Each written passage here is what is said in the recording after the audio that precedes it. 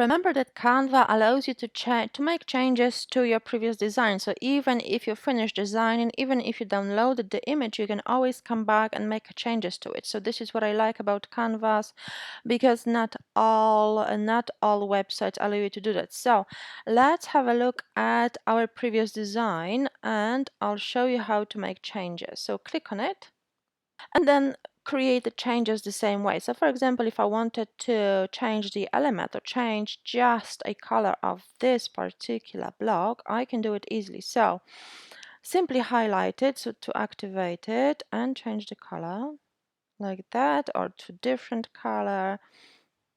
It's very, very easy. You can also change the element if you want. So go to elements. Where are we? Okay. Well, let's use another pineapple.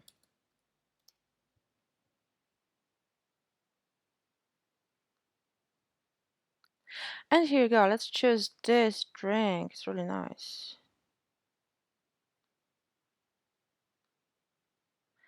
Okay, position it in the right place. And you can choose any other elements you want. When you're ready, simply click download as you would with regular design.